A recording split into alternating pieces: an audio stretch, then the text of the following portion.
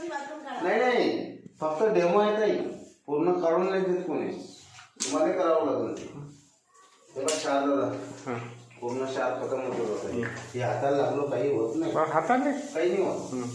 देऊन चालला जाईल, पडलं जाईल डोळा मागायचं, असं नाही झालं पाहिजे.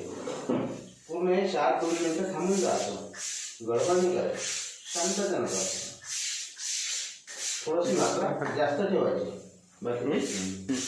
हे इकडं काढा, हे थोडंसं 2 मिनिटं.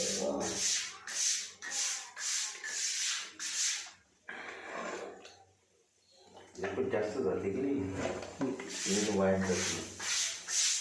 हो चालले निघत तुमच्या शाळा नाही.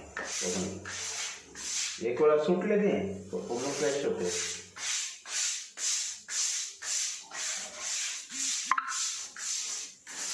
हे पैसा सुटू जाईल.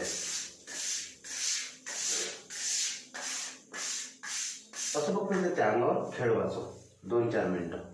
घासाचं नाही, आपापच क्लिअर होते. आता अंगाले पायाले लागला काही नाही आहे. जात चालवा, प्रॉब्लेम नाही ना. ते फक्त थोडंसं मुरू द्यायचं, गडबड नाही करायची. जेवढं मुरू दिलं तुम्ही तेवढं फ्रेश होते. हे बघा ना, सुटलं तुमच्या समोरच आहे ना. हे बघा पाण्यात असं मुरू द्यायचं का? हो असं त्या अंगावर खेळत राहायचं,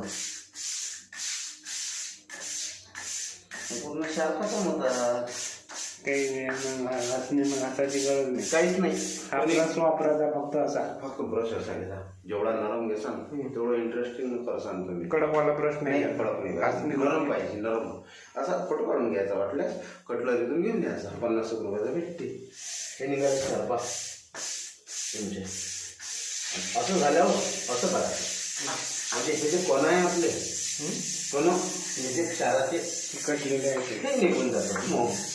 ते घासणीनं घातले तर नाही, घासणीचं कामच नाही जात. समजा घासणीनं घातलं तर काय फरक? प्लॅचेस येते ना, साईडवर प्लॅचेस नाही तर ताराची राहते. ते आपल्याला नुकसान नाही झालं पाहिजे, चांगलं झालं पाहिजे, हे महत्वाचं आहे. आपलं टाका पाणी येतं, कपडा द्या. कपडा घ्या, कपडा घ्या, जरा कपडा घ्यायला सांगतो. थोडा पाणी घ्या, तुम्ही आपली वाट पाहायचं. तुम्ही 5-6 गिऱ्हाईक देसान आता. हो, नंबर त्यासाठी देतोच. क्लीन